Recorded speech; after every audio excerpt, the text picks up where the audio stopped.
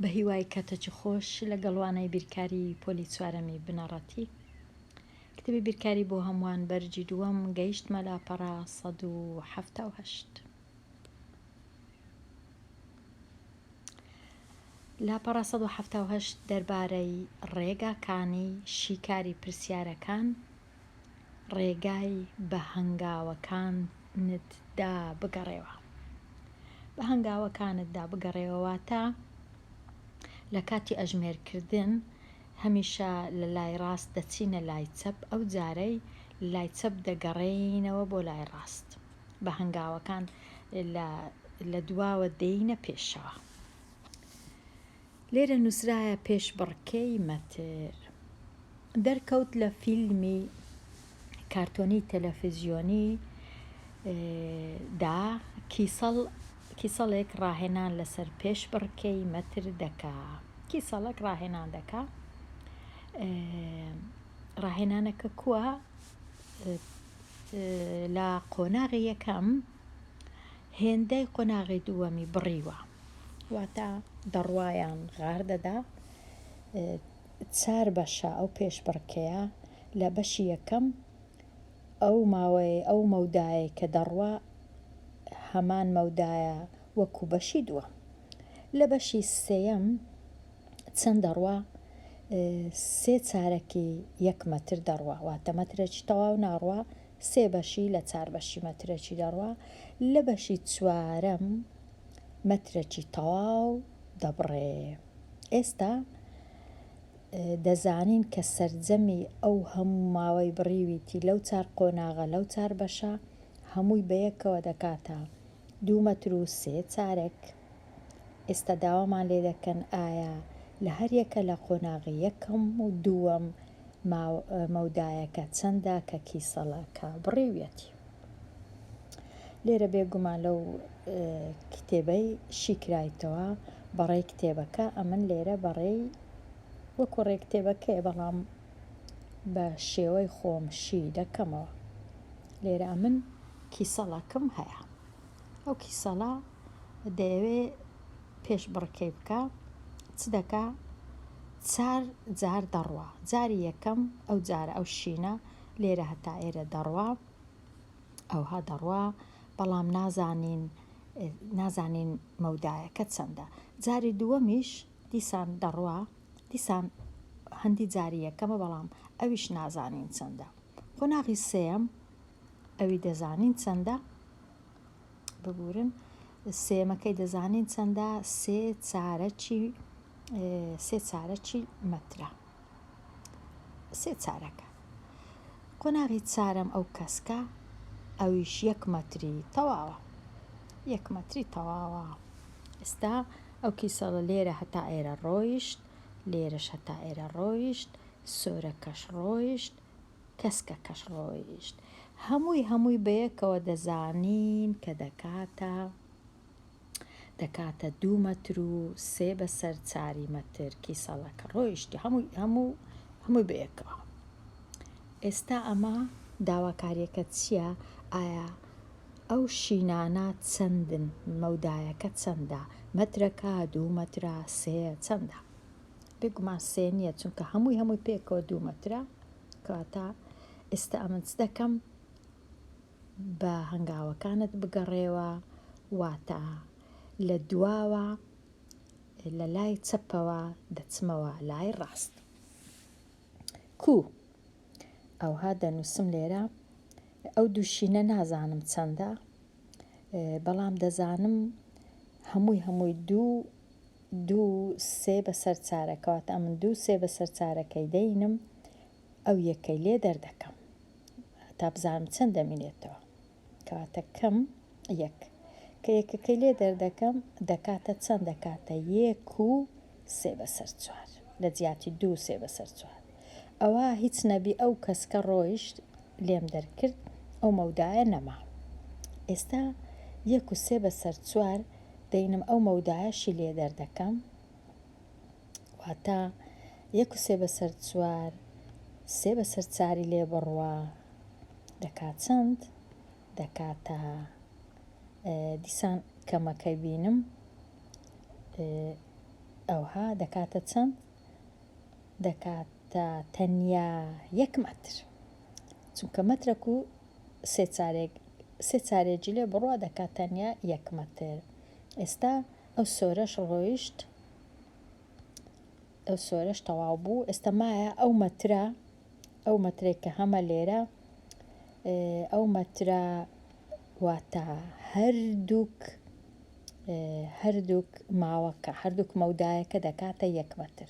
ئەگەر کۆیان بکەمەوە ئەو شینە هەردوو چپێک کۆ دەکاتە 1 مەتر، واتە هەر یەکەی دەبی چەند بی؟ ئەمن یەکی دا بەشی دووی دەکەم، هەر یەکەی لەو مەودایانە قۆناغی یەکەم دەبی نیو مەتر بی، چونکە نیو مەتر و نیو مەتر دەکاتە مەترێک. پاشان 3/4 مەتریش ئەوە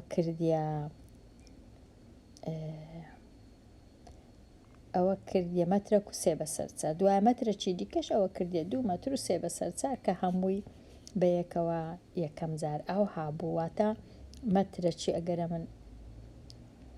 من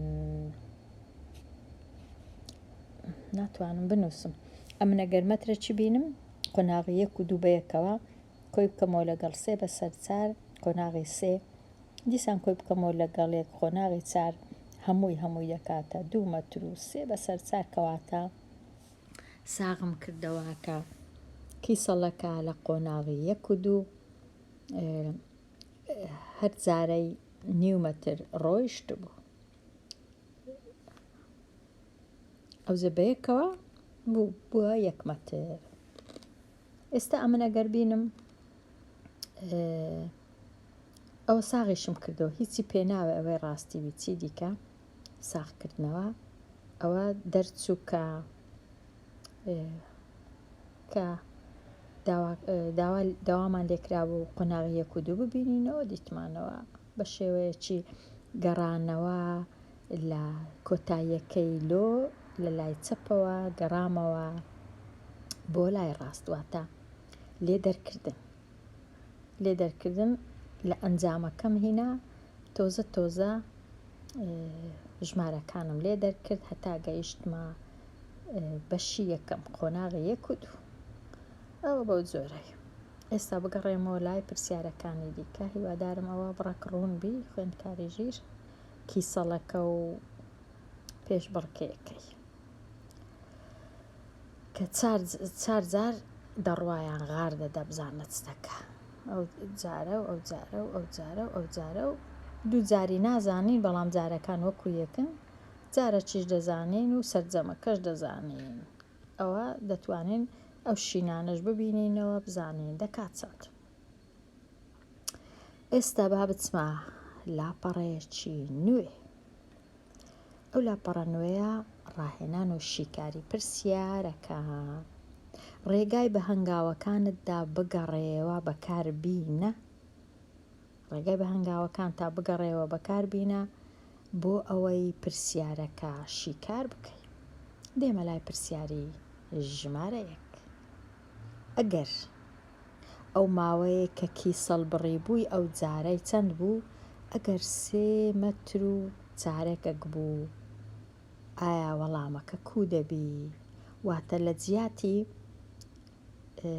2 مەتر و 3/4 کە هەمان بوو پێشتر، ئەدی ئەگەر 3 مەتر بی واتە ئەمن دەبی لێرە تۆزە گۆڕانکاری بکەم، ئەو لێرانە ئەوەی بکەمە 3 مەتر و 1/4 چ دەقەومێ؟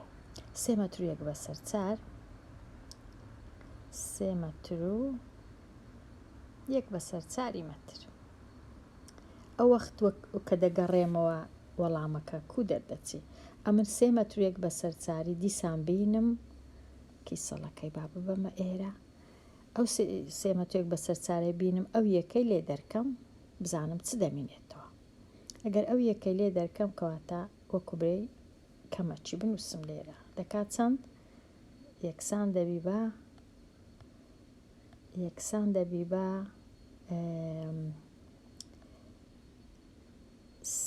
2 و 1/4 یەکسان دەبی بە 2 بنووسم و 1/4 2 چارەکەک. ئێستا 3 و سێ چارەکیشی لێ دەرکەم هەتا ئەو شینانە بمێنێنەوە، واتە دیسان کەمەچی بینمە من ئەو کەمەی کە بزانم دەتوانم بینەوە یان ناتوانم. زۆر ئاسان نییە نووسین بەو پرۆگرامەی. 2 1 بەسەر 4 کەمی بکەمەوە لە 3 چارەک چەند دەمێنێتەوە؟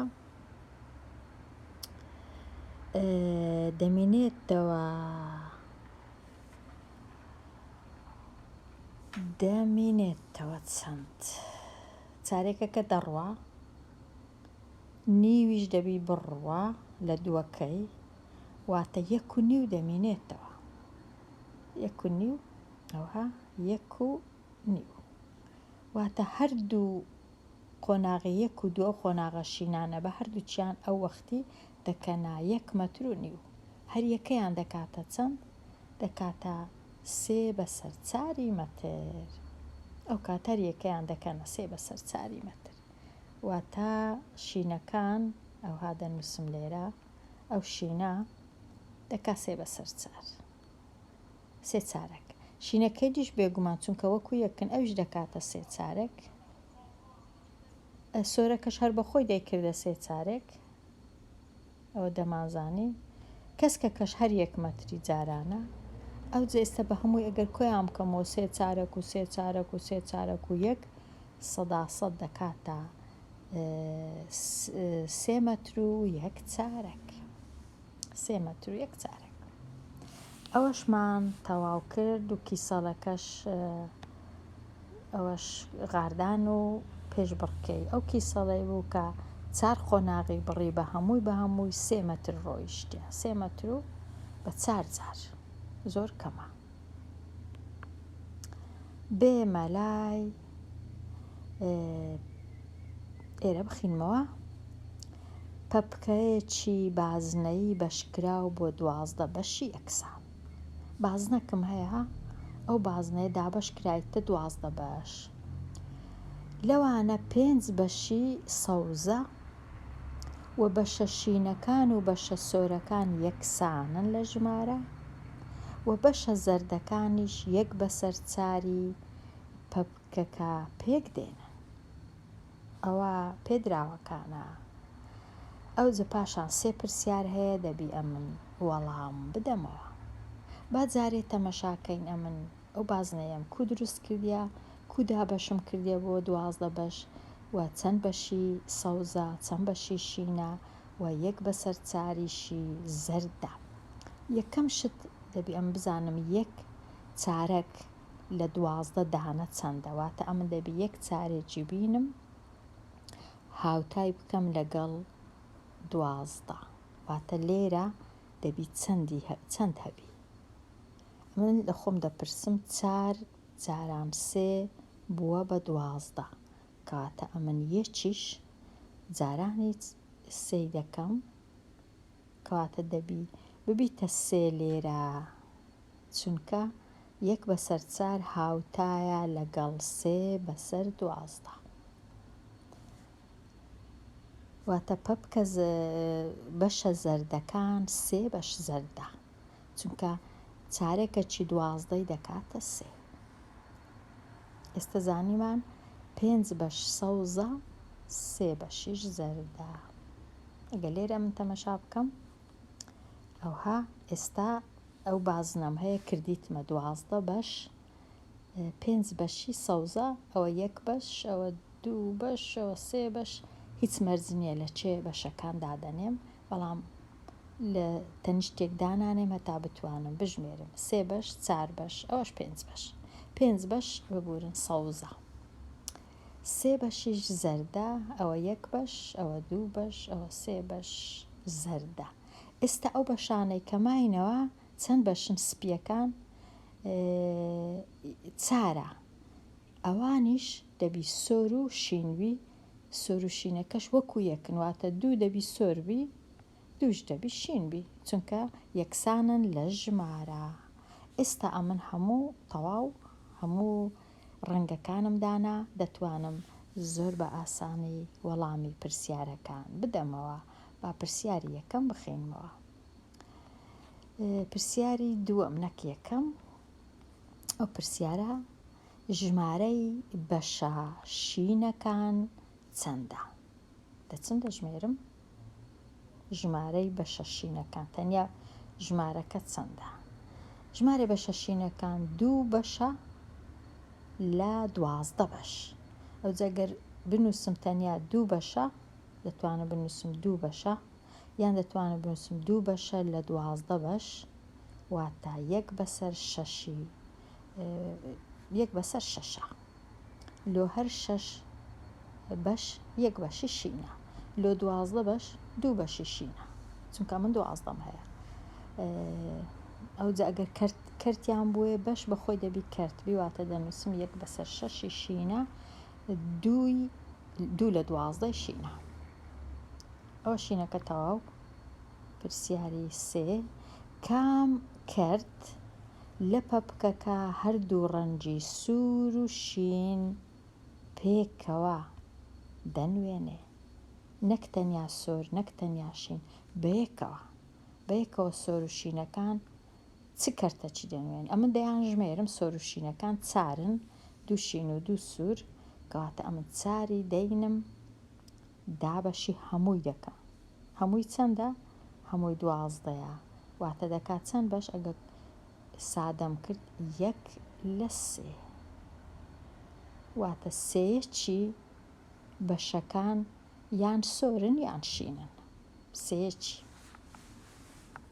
هەر 3 بەشی بگری 1 بەسەر 3 یان سۆرە یان شینە. ئەوجە پرسیارەکەی دی ئەم کەرتە کامەیە کە ڕەنگە سەوزەکە دەنوێنێ؟ ئەوە زۆر ئاسانە. سەوزەکە دەژمێرم 5 لە 12، کەرتەکە 5 بە 12، 5 دانەم هەیە و هەمووشی 12ە.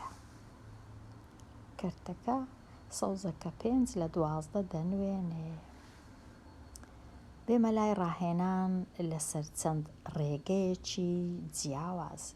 یەکێ لە جۆرەکانی شۆربە، چارەکێ کەوچکێک لە ماجی، نیو کەوچک لە ڕوون و 1 بەسەر 8 کەوچک لە بەهارات لە خۆ دەگرێ. ئەم هێندانە ڕێزکە لە گەورەترین بۆ بچووکترین. گوتمان ئەگەر کەرتم هەبوو سەرەی کەرتەکان یەکسان بوو، واتە هەموویان وەکو یەک بن، یەک کامە کەرت ژێرەکەی ژمارەی گەورە بوو ئەو کەرت لە هەمویان بچووکترە، کامە کەرت ژێرەکەی ژمارەیەکی بچووک بوو ئەو کەرت لە هەمویان گەورەترە. ئێستا ئەمن ئەگەر ڕێزیان بکەم 1 بەسەر 2 لە هەمویان گەورەترە، 1 بەسەر 4 لە پاشەوی، ئەوجا 1 بەسەر 8 لە هەردووچیان بچووکترە، کەواتە ڕیزم کردن لە گەورە بۆ بچووک. سۆرەکە زەردەکە سەوزەکە. پرسیاری 6 چۆن دەزانی کە سەرجەمی پێکهاتەکانی ئەو شۆربایە کە لە ڕاهێنانی 5 هاتووە زیاترە یان کەمترە لە کەوچکێک؟ ئەمن چ دەکەم هەتا بزانم؟ بێگومان ئەمن دەبی کۆیان بکەمەوە، ئەمن دەبی ئەو 3 ژمارەی کۆ بکەمەوە. کۆ دەکەمەوە دەینم 1 بەسەر 2 کۆی دەکەمەوە لەگەڵ چارەکەک، کۆی دەکەمەوە لەگەڵ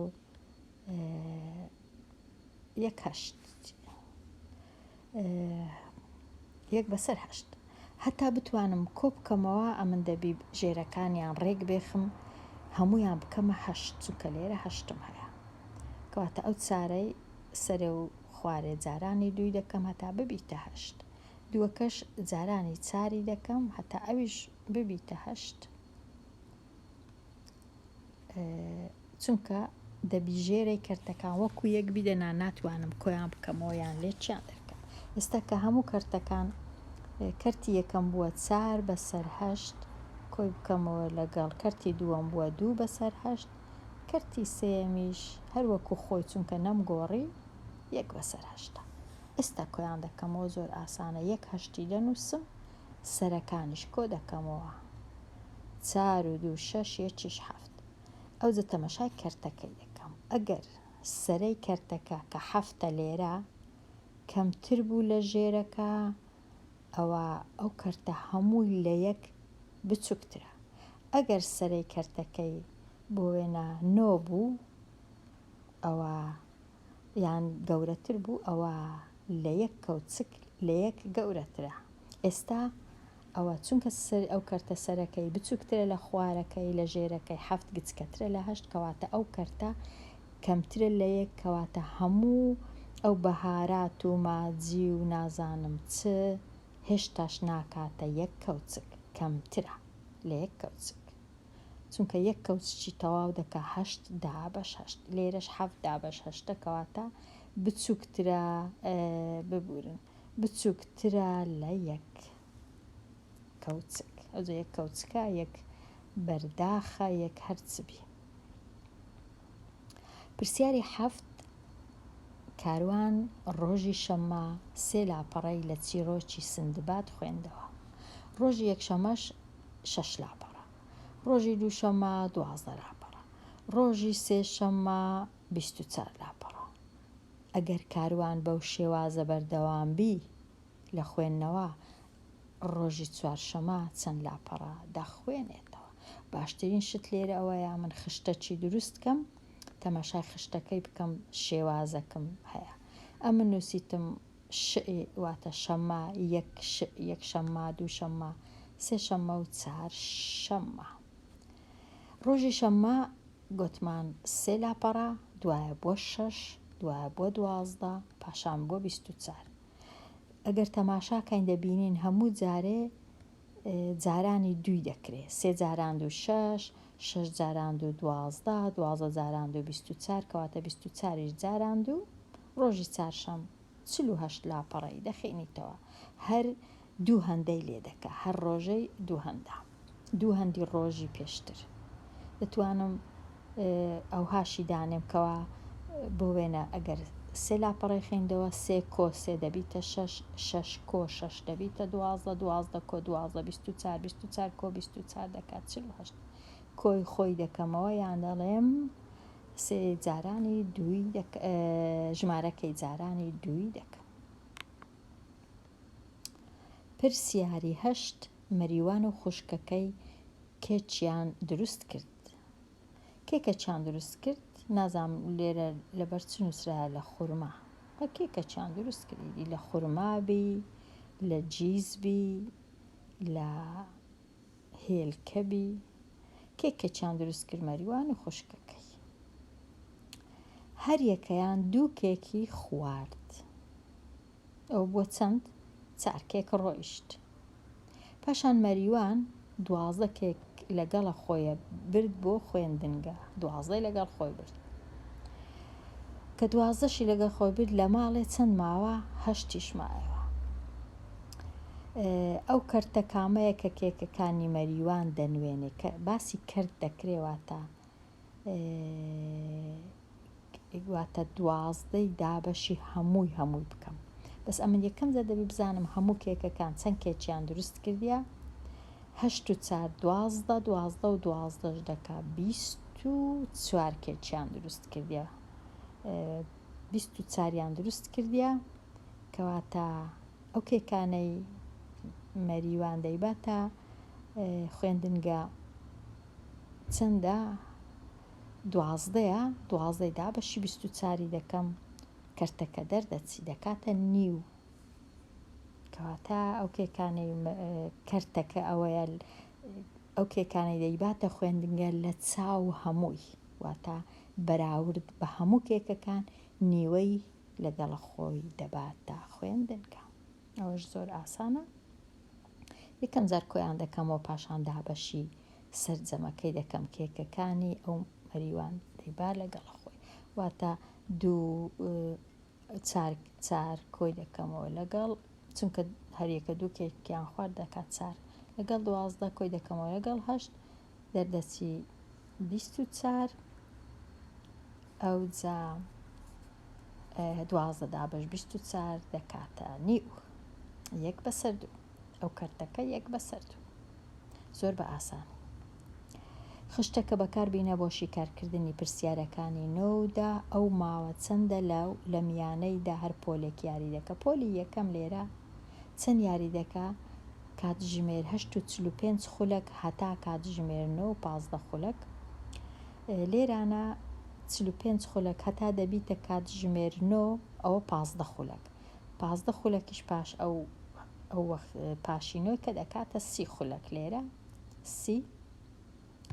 لێرە پۆلی دووەم 9:30 خولەک هەتا 10:15 خولەک. 9:30 خولەک هەتا کاتژمێردە دەکاتە 30 خولەک. 15شی لەگەڵ 30 و 15 دەکاتە 45 خولەک.